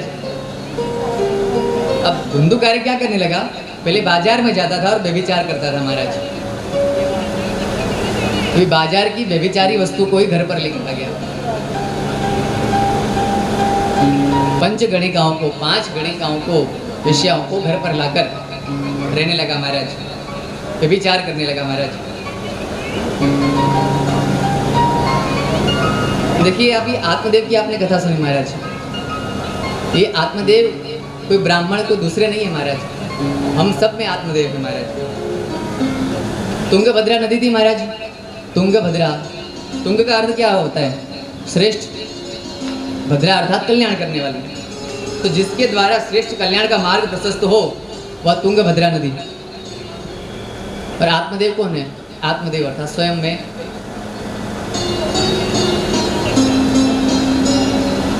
देखिए, संशयात्मिका जो होती है बुद्धि हो धिंदुली है, इसमें संशय रहता है कि करूं ना करूं, ये होगा, कुतर्क रहेगा महाराज। और विश्वास नहीं होता, जहाँ कुतर्क होता है, जहाँ श्रद्धा नहीं होती वहाँ पे विश्वास नहीं होता महाराज। तो फल रूपी जो पुत्र प्राप्ति करने वाला जो फल था वो ग्रहण नहीं किया महाराज। तो संशयात्मिका बुद्धि होती है। और मानव शरीर जो है तुंगभद्रा का स्वरूप है, जो कल्याण करने के लिए परम तत्व है महाराज। और जीवात्मा है भोले बाबा, पर भगवान कृपा से संत दर्शन प्राप्त हो जाते हैं, जैसे आत्मदेव को हुए थे, संत दर्शन थे ही फल प्राप्त हुआ था महाराज। लेकिन बुद्धि को निरीक्षण में न रखने से गड़बड़ हो जाती है महाराज। अब बुद्धि कौन है? बुद्धि धुंधली है। धुंधली को आत्मदेव जी ने निरीक्षण में नहीं रखा। अगर आत्मदेव जी ने धुंधली को अपने सम्मुख ही वो फल का ग्रहण करवा दिया होता महाराज, तो ये समय नहीं आता महाराज। लेकिन संशयात्मिका बुद्धि है।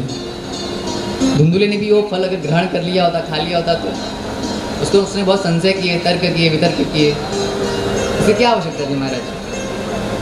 अच्छा, क्या सत्संग का फल कभी व्यर्थ जा सकता है क्या महाराज? आत्मदेव जी ने सत्संग किया, सन्यासी का दर्शन किया, उनसे फल प्राप्त किया। फल से तो धुंधुकारी हुआ महाराज, धुंधुकारी उत्पन्न हुआ। बोला नहीं, फल से गोकर्ण भी तो उत्पन्न हुआ महाराज। सत्संग कभी व्यर्थ नहीं जाता महाराज। आत्मदेव ने सत्संग से क्या प्राप्त किया? वन में गए और मोक्ष प्राप्त किया महाराज। लेकिन धुंधुली के पास ऐसा कोई सहारा नहीं था महाराज, सत्संग नहीं था। तो क्या हुआ? पुत्र के उपद्रव से दुखी होकर कुएं में जान दे दी महाराज, कुएं में जान दे दी। अब तो और भी वो उन्मुक्त हो गया, हर रोज चोरी चकारी करने लगा, खूब धन लाकर वेश्याओं को देने लगा महाराज, उनको प्रसन्न करने के लिए। और भी चोरी चकारी इत्यादि का कार्य बढ़ा दिया उसने। अब जो ग्राम वधु थी, गणिकाएं थी, उन्होंने देखा कि भाई राजे के यहाँ पर हर रोज जाकर चोरी कर रहा है और राजा एक न एक दिन इसको पकड़ ही लेने वाला है महाराज। राजा जब इसको पकड़ लेंगे तो ये जो धन है वो भी चला जाएगा, हम भी फंस जाएंगे। ये महाराज तो गए ही थे। राजा धन ले ले उससे पहले हम ही धन ले लेते हैं महाराज, और इनका जय श्री राम कर देते हैं। तो उन्होंने आयोजन बनाया और सोते हुए धंधकारी को रस्सी से बांधकर फांसी लगाकर मारने का प्रयत्न किया महाराज। जो आत्मा कलुषित होती है ना महाराज, उसका मृत्यु भी बहुत जल्दी नहीं होता महाराज, सरलता से मृत्यु भी प्राप्त नहीं होती उसको। मरा ही नहीं महाराज फांसी लगाने पर भी। तब उन्होंने क्या किया? मुख खोला और मुख पर दहकते हुए अंगारे डाल दिए महाराज। इस प्रकार तड़पता हुआ, छिटपटाता हुआ धुंधुकारी मृत्यु को प्राप्त करता है। और शरीर को गड्ढे में डालकर गणिकाएं अपने अपने देश के लिए पलायन कर गई, किसी नए व्यक्ति के पास चली गई महाराज। तो धुंधुकारी महान प्रेत हुआ महाराज। गोकर्ण जी का आगमन हुआ। जब उन्होंने सुना कि धुंधुकारी की मृत्यु हो चुकी है तो उन्होंने गया में श्राद्ध तो कर दिया था महाराज। लेकिन घर पर आकर जब रहने लगे आंगन में, तब रात के समय भेड़ा भैंस का रूप धारण कर अंत में मनुष्याकार बनता हुआ एक कुछ प्रकाश में कुछ था, जो कुछ व्यथित था, यह जान पड़ा उनको। तो उन्होंने हाथ में जल लिया और जल जो है उस पर छिड़का। तो जल छिड़कने से पूर्व जो बोलने की इच्छा करता था, संकेत मात्र कर पाता था, लेकिन अब जल छिड़कने से बोलने लगा। क्या बोलने लगा? अहम भ्राता त्वदीयोऽस्मि धुंधुकारेति नामतः स्वकीयेनैव दोषेण ब्रह्मत्वं नाशितं मया। अहो बंधो कृपा सिंधो, हे बंधु कृपा सिंधु, कृपा के सागर बड़े भाई, अहम भ्राता त्वदीयोऽस्मि, मैं आपका ही भाई हूँ। धुंधुकारीति नामतः, जिसका नाम धुंधुकारी था। स्वकीय नहीं बदोषेण, अपने ही दोष के कारण, अपने ही कुकर्मों के कारण, द्विजत्वम नासितम मया, मैंने ब्रह्मत्व का नाश कर दिया महाराज। इतने मैंने दुष्कर्म किए महाराज कि भैया आप मुझे इससे छुटकारा दिलाइए महाराज। तो गोकर्ण जी कहते हैं मैंने तो श्राद्ध कर दिया था, गया श्राद्ध किया था महाराज मैंने, और जहाँ जहाँ तीर्थों पर गया मैंने वहाँ वहाँ आपके लिए श्राद्ध कर दिया था। जब मैंने सुना कि आप चल बसे महाराज, तब धुंधुकारी कहता है कि गया श्राद्ध सते नापी मुक्तिर में न भविष्यति। अगर आप 100 बार जाकर गया जी में भी अगर आप तर्पण कर दोगे, श्राद्ध कर दोगे, तो भी मेरी मोक्ष, तो भी मुझे मोक्ष प्राप्त नहीं हो सकता महाराज, मोक्ष में प्राप्त नहीं कर सकता। क्यों? बोले मैंने इतने घनघोर कृत्य किए हैं। तो इस प्रकार चिंतित हुए, तब चिंतन करने लगे, तब कुछ सूझा नहीं महाराज। तब उन्होंने कहा कि आप अब जाओ धुंधुकारी, प्रातःकाल में विचार विस्तार कर, विचार विमर्श करके सज्जनों से विचार विमर्श करके कुछ ना कुछ उपाय निकालता हूँ महाराज। इस प्रकार बात की महाराज। तब सज्जनों से बात भी किया जैसा कहा था। अब कोई बता नहीं पाए महाराज कि क्या करना चाहिए, उपाय क्या करना चाहिए। जब पता नहीं चला महाराज, तब सब लोगों ने कहा कि भाई हमें तो कुछ पता नहीं क्या करना चाहिए, लेकिन एक काम करो आप, भुवन भास्कर है महाराज, सूर्य नारायण, उनसे आप पूछो। तो भगवान सूर्य नारायण को उन्होंने ध्यान किया। भगवान सूर्य नारायण प्रकट हुए और उन्होंने आदेश दिया, श्रीमद्भागवतान्मुक्ति सप्ताह वाचनम कुरु। श्रीमद् भागवत से मुक्ति प्राप्त होगी, सप्ताह वाचन आप कराओ महाराज। अब प्रेत ने स्थान पाया 7 गांठ के बांस पर महाराज। 7 गांठ रूपी जो था बांस, जिसमें 7 गांठ थे, ऐसे गांठ बधे हुए बांस में आकर धुंधुकारी बैठा महाराज। वायु रूप में, प्रेतात्मा वायु रूप में होते महाराज। तो वायु रूप में वह स्थान ग्रहण कर पाया उसने। कथा की तथा उसके फलस्वरूप पहले दिन प्रथम गांठ टूटी, दूसरे दिन दूसरी, तीसरे दिन तीसरी, इस प्रकार 7 दिनों में 7 गांठ टूट गई महाराज और उसने मुक्ति प्राप्त कर ली। धन्या भागवती वार्ता प्रेत पीड़ा विनाशिनी, धन्या भागवती वार्ता प्रेत पीड़ा विनाशिनी। इसलिए प्रभुजन ये भागवत की वार्ता जो है वो धन्य है। क्यों? प्रेत पीड़ा विनाशिनी, प्रेत की पीड़ा को दूर करने वाली है महाराज। भगवान का दिव्य विमान आया, पार्षद आए और धुंधुकारी को लेने के लिए तत्पर हुए महाराज।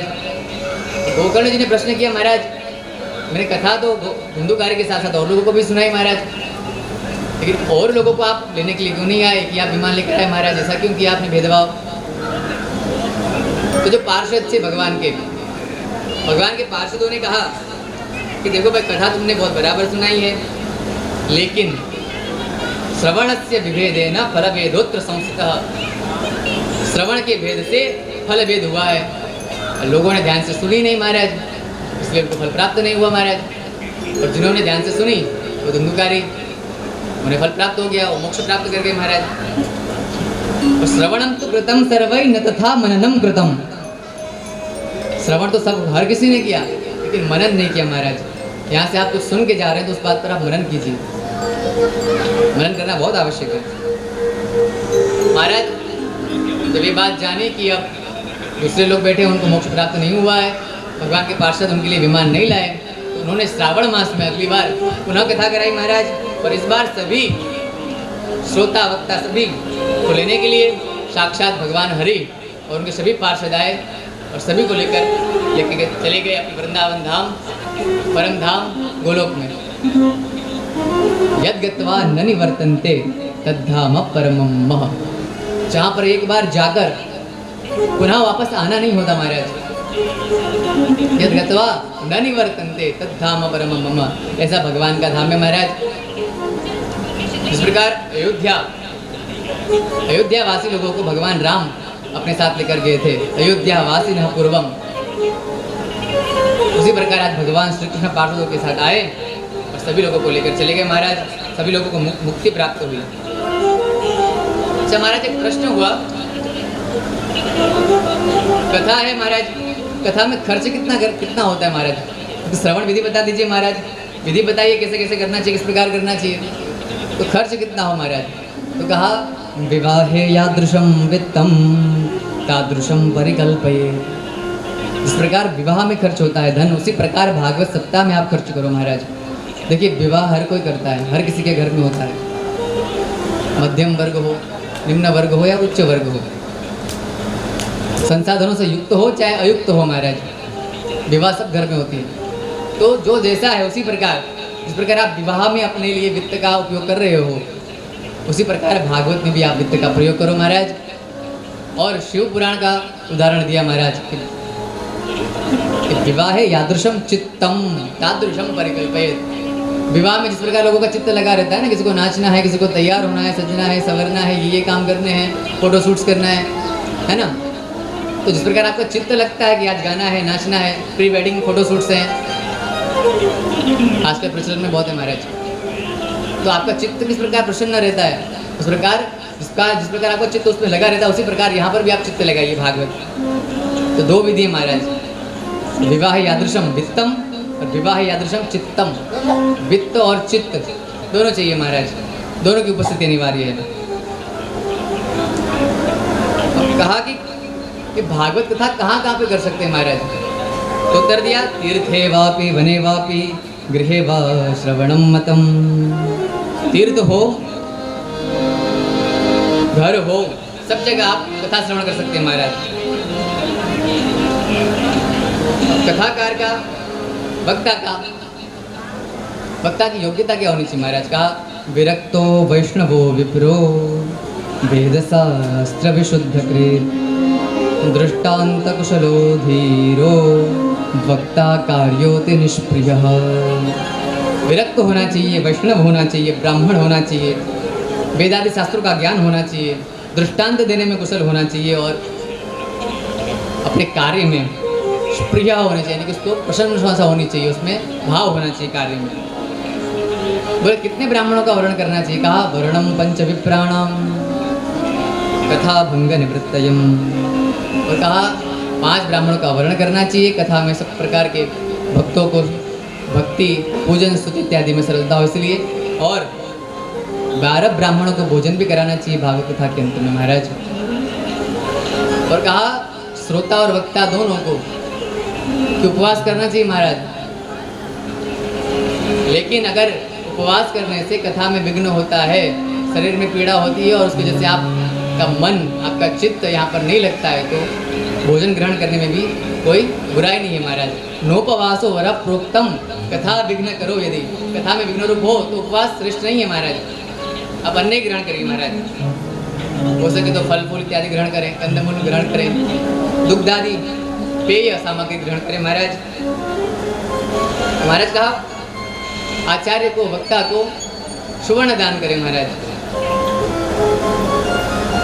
इस प्रकार दान की विधि भी बताई महाराज। कथा पूर्ण हुई महाराज, कार्य शकल हुआ, कार्य शकल जो था वो संपूर्ण हुआ महाराज। और यहाँ पर धुंधुकारी इत्यादि जो थे वो तो पहले चले गए थे, सभी ग्रामवासी के साथ गोकर्ण जी भी भगवान में समाविष्ट हो गए महाराज। देखिए जब ये बात कर ही रहे थे महाराज, तभी 16 वर्ष के परमहंस परिव्राजकाचार्य व्यासनंदन सुखदेव जी महाराज पधारे। 16 वार्षिकस्तदा सुखदेव जी ने क्या कहा, स्वर्गे सत्ये च कैलासे वैकुंठे नास्ति यम रसः अतः पिबन्तु सद्भाग्या मामुञ्चत कर्हिचित्। स्वर्ग सत्य कैलाश इत्यादि में भी यह दुर्लभ है, अतः इसका पान करिए महाराज। महाराज भगवान पधारे थे, साक्षात भगवान के पार्षद भी पधारे हैं। प्रहलाद जी आए हैं महाराज, उद्धव आए हैं, वीणाधारी नारद जी आए हैं, अर्जुन भी आए हैं, इंद्र भी आए हैं। और कैसे आए महाराज, अलग अलग वाद्य यंत्रों के साथ आए हैं महाराज। प्रहलादस्तालधारी तरलगतितया चोद्धवः कांस्यधारी वीणाधारी सुरर्षिः स्वरकुशलतया रागकर्तार्जुनो। वीणाधारी सुरर्षिः स्वरकुशलतया रागकर्तार्जुनो भू। इन्द्रो वादिन् मृदङ्गं जय जयशुकरा कीर्तने ते कुमारा। यत्राग्रे भाववक्ता सरसरचनया व्यासपुत्रो बभूव। प्रहलाद जी ने एक वाद्य यंत्र लिया और बहुत गतिपूर्ण प्रेम से भाव से बजाने लगे। भगवान नारद जी ने वीणा बजाने लगे और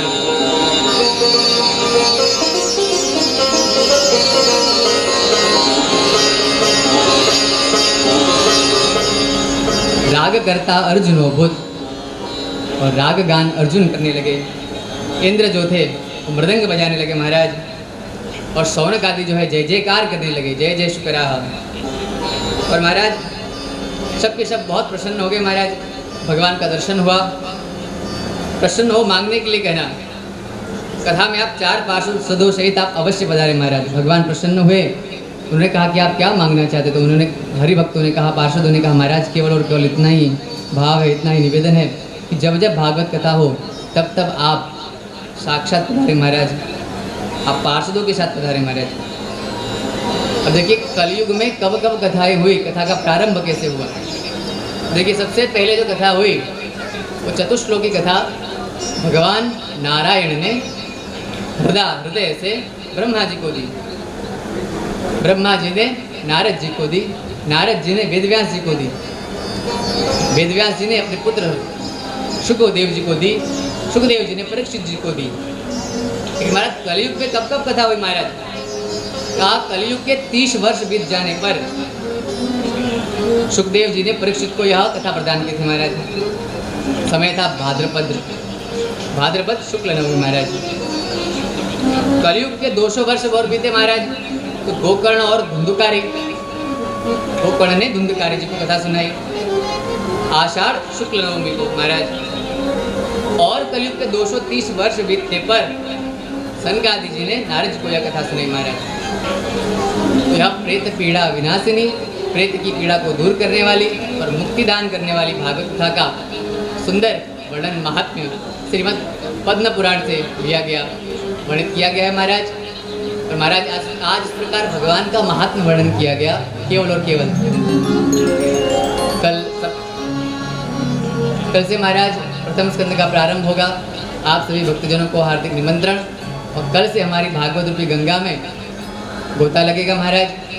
और आइए हरि संकीर्तन करते हुए, हरि नाम स्मरण करते हुए, भगवान का नाम लेते हुए कथा को विराम दे महाराज।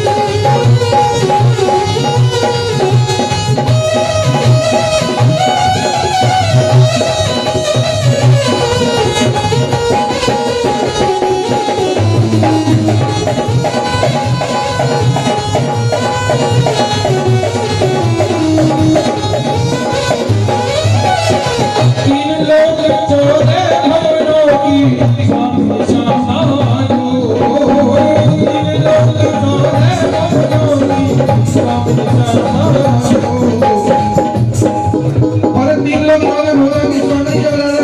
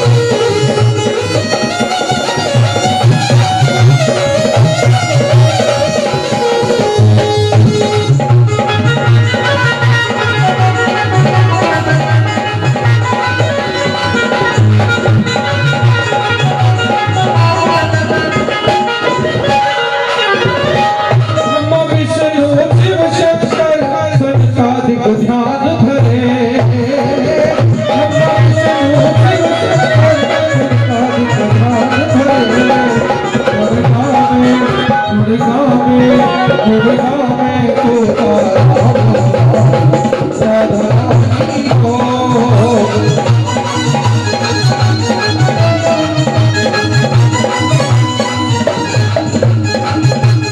राधे राधे राधे राधे राधे राधे राधे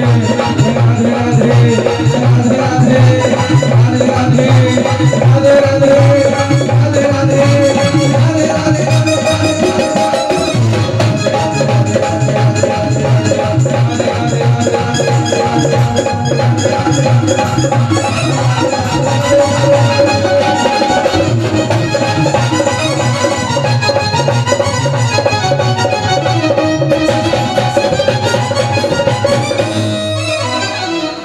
जय जय श्री राधे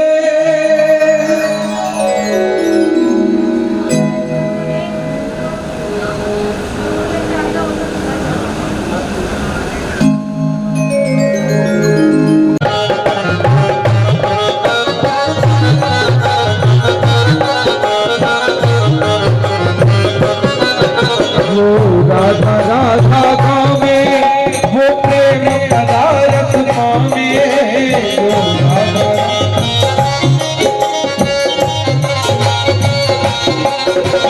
वो राधा राधा गावे वो प्रेम पदारथ पावे जो राधा राधा गावे वो प्रेम पदारथ पावे पापो है जर बेड़ा रख जा राधे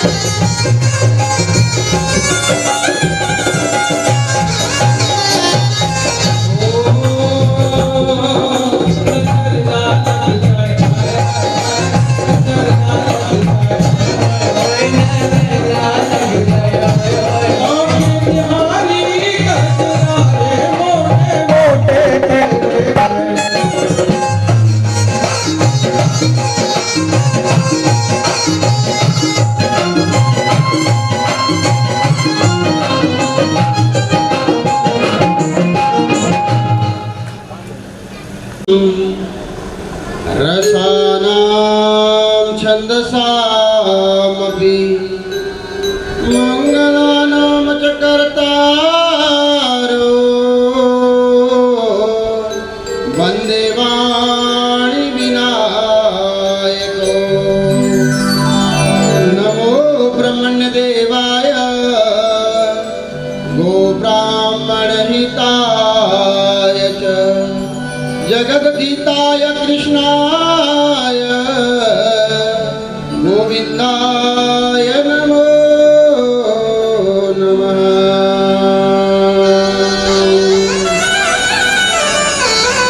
मुखं करोति वाचालं पंगुलंघयते गिरिं यत्कृपातमहं वन्दे परमानन्दमाधवम्।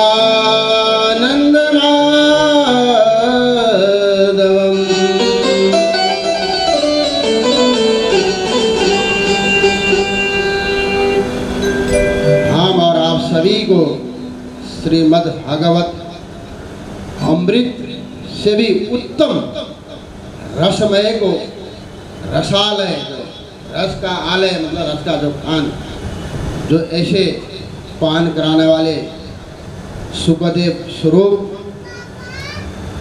आचार्य श्री दामोदर उपाध्याय जी और यहाँ के गंधर्व स्वरूप अति गायककार हमारे बंधुओं मित्रों और यहाँ आगे विराजमान सभी भक्तिमती माताओं और इस सभी का समागम जो संगम करवाया, कोई कहीं से आए तो कोई कहीं से आए, तो हर प्रकार के क्षेत्रों को यहाँ संगम कराने वाले हमारे आयोजक परिवार के एकदम आयोजक का नाम तो मैं भूल गया, विनोद जैन जी महाराज, जो सबके सामने में यहाँ उपस्थित हैं, जिनके माध्यम से आज हम और आप सभी को ऐसे समागम में आकर के मिलना और एक दूसरे के साथ में मिलने के साथ साथ इस भागवत रसपान करने का अवसर प्राप्त उन्होंने करवाया है। इसलिए आप एक बार जोरदार तालियां इनके लिए, हमारे जैन साहब के लिए भी तालियां बजाएं। देखिए, भागवत एक ऐसा चीज है जो त्रिविध तापों को दूर करके जीवन के अंदर में सुख शांति समृद्धि धन और दुख दारिद्र्य कष्ट जरा पीड़ा रोग आदि को जो संभव को भी वक्ता बन जाता है। और कभी भी पंगुलंग कहते गिरिम, जन्मजात अपांग हो, कभी उठ के चल नहीं सकता, क्षमता ना हो, वो भी बड़े बड़े पर्वतों को आरोहण कर सकता है, बड़े बड़े हिमालय को जो है लांघने की क्षमता रखता है। पंगुलंग कहते गिरिम, ये कब संभव है? ये संभव कब है? यत् कृपातमहं वन्दे परमानन्दमाधवम्। होना चाहिए जो हमारे पति पारायण जो स्त्रियां होती है, धर्म पत्नी, जो हमारी भारत की जो शिरोमणि जो पत्नियां जो होती है, क्या होता है, उनका चित्त पति के ऊपर में हमेशा जुड़ा रहता है। हमेशा सब्जी लेने जाएगी तो सोचेगी आज घर वाले को कौन सा सब्जी पसंद होता है, भाई करेला पसंद होता है कि दूसरा पसंद होता है कि कौन सी सब्जी पसंद होती है, पति के याद करेगी। कटिंग करते समय में भी बोलेगी बड़ा करेंगे तो उनको पसंद लगेगा कि छोटा करेंगे तो पसंद करेगा। नमक मिर्च डालते समय में भी याद रहेगा। हर समय ऐसा माता यहाँ बैठी है, अगर गलत है तो बताएं कि हर समय उसका ध्यान रहता है। तो इसी प्रकार हमारा आप सभी का पति जो है परमेश्वर परमात्मा अखिल कोटि का ब्रह्मांड का नायक वो एक ही है। तो इसी के साथ हमारा चित्त जुड़ा होना चाहिए। रही बात, मैं ज़्यादा समय लेना नहीं चाहूँगा, रही बात दिमाग की वायरस को निकालने की तरीका, सुबह में उठे भगवान का प्रणाम किया, सच्चे मन से प्रणाम किया, उसके बाद आकर के अपने बुजुर्गों को, अपने पुत्र हो तो पिता को, माता को प्रणाम करें, बहू जो है सासू माँ को प्रणाम करे, ससुर जी को प्रणाम करे, अपने से बड़े कोई हो, दादा दादी जो भी घर के अंदर में बुजुर्ग हो तो उनको रोज प्रणाम करे, सुबह करे और शाम को भी करे। फिर देखो झगड़ा अगर हुई तो मेरे को बताना, कहाँ से झगड़ा होगी? झगड़ा होगी ही नहीं। एक दूसरे की तारीफ करो, बहू जो है सास की तारीफ करे और सास बोले बहू की तारीफ करे, अरे आजकल तो बहू आई तो क्या बात है, बढ़िया बढ़िया, भले एक दिन खाना बिगड़ भी क्यों ना गया हो तभी बोले कि भाई क्या बढ़िया मिष्ठान न बनाई। हमारे जैसे तो बहुत ऐसी विशेष करके अड़ोसी पड़ोसी आओ तो उसके सामने में आप तारीफ करिए तो झगड़े का मूड नाश हो सकता है। परमात्मा की आज अनुकंप कथा के अंदर में आप लोग आए, रोज आकर के सप्त दिवस तक आप कथा का श्रवण पान करें और ऐसे धन्य यहाँ पर सूरत के पावन धरती पर ऐसा उगता हुआ सूरज जैसा आज कथा व्यास के बीच में बैठे हैं, तो उनके मुखार बिंदु से आप लोग सब कथा पान सुनेंगे। इसी के साथ मैं पूर्ण शब्द पूर्ण करूँगा। गर्व शर्व मंगल कला कदम्ब मंजरी रस प्रवाह माधुरी विजूर्ण मामरोगतम्।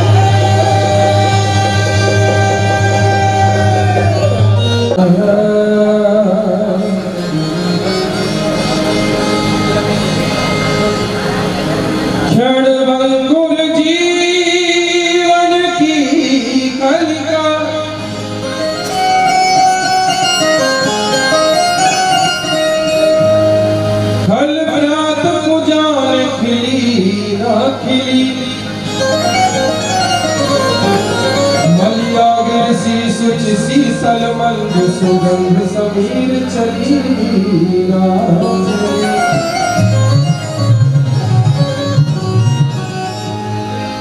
कलिकाल कुठार लिए फिरता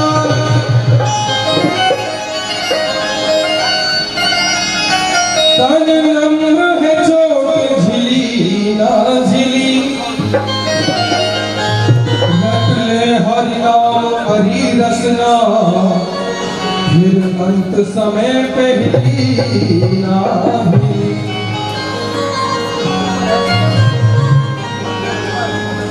मेरा आपकी कृपा से सब काम हो रहा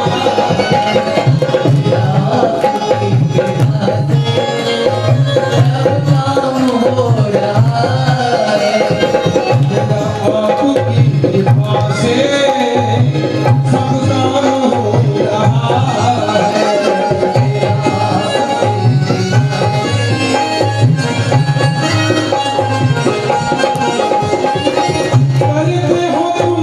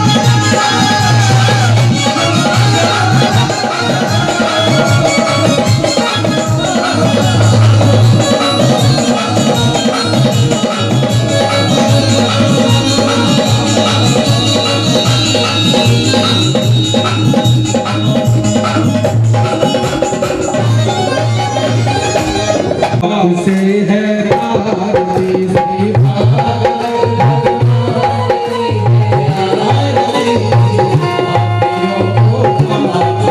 है आरती ये मर्दम ये नौकरी पंथ ये पंचम वेद डाला नव ज्योति बनाए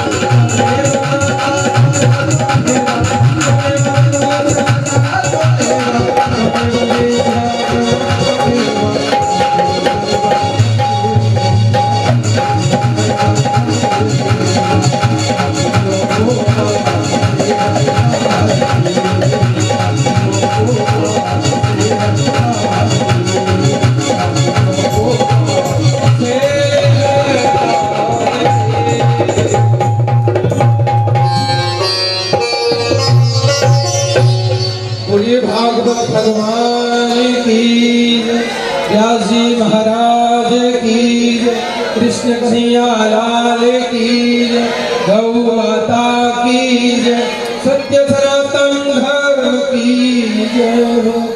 जय जय श्री राधे।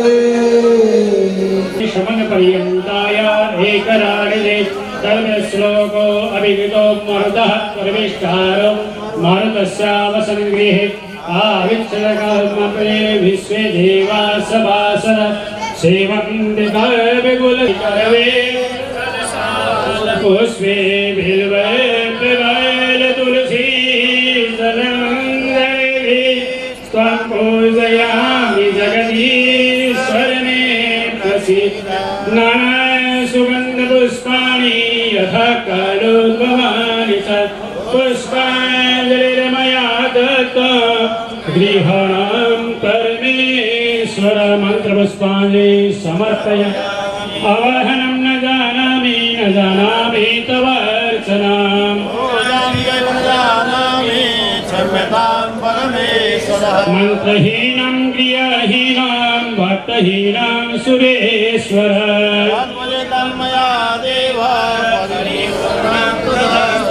त्वमेव माता सपिता त्वमेव